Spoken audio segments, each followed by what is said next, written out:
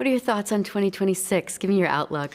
Yeah, I think like everybody else, I think we're looking at a lot of volatility in 2026, but where I'm trying to look and where we're trying to look is through the eyes of our clients.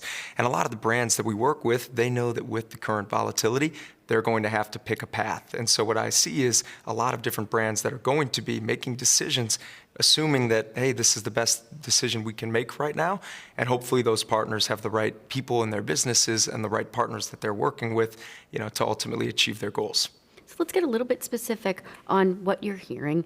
Yeah. What are the pressures that you feel are the most important facing supply chain leaders right now? Absolutely. So I think first and foremost, it's just the extent to which everything is changing within the day-to-day right now. I think when it comes to trade policy and it comes to tariffs and geopolitical conflict, every single day is bringing something new right now. And I'd say the second piece is it really comes down to consumer demand and consumer expectations. Yeah, it's a little bit of a slower market right now.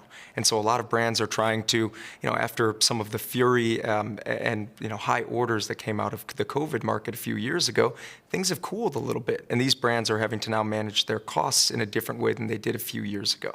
Let's talk about cost a little bit more for a minute. There is a nuance there.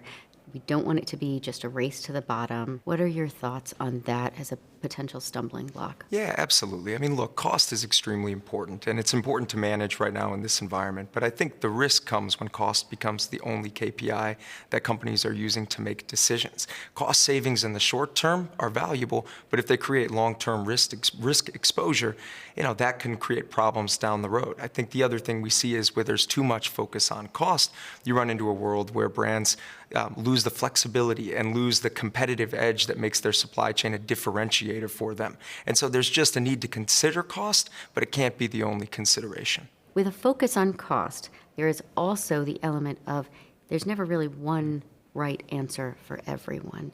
In some cases, the lowest price is definitely not the right answer. What are your thoughts on that? I think that's right. I think that there are some brands that ultimately just need more of a commoditized service because of the products, the locations that they serve, and for them the approach might be different than a brand that has a little bit more nuance or needs special handling or special flexibility because of different production constraints or other factors. So I think cost needs to be something that everybody is thinking about right now, but minimizing cost, the route to get to that point is going to look a little bit different for everybody, as well as the willingness to truly go rock bottom on cost, because there are some sacrifices that have to be considered as well. We talk a lot about the importance of partnerships, and I think sometimes we can talk about a golden ideal of what that looks like. How do you see partnerships evolving in the real day-to-day, how we're all working together in this industry? I think the path forward for so many brands right now is going to be to take inventory of their existing partnerships and ensure that they have the right partners, folks that they trust, and if they do, or once they do, making sure that there are open and honest conversations around what the brand is trying to accomplish,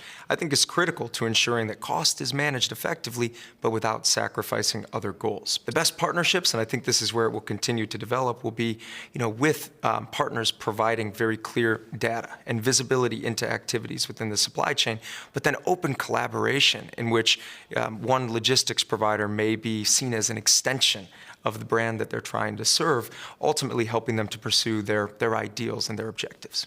Brandon, thanks so much for taking time to sit down with me today. Thanks again for having me.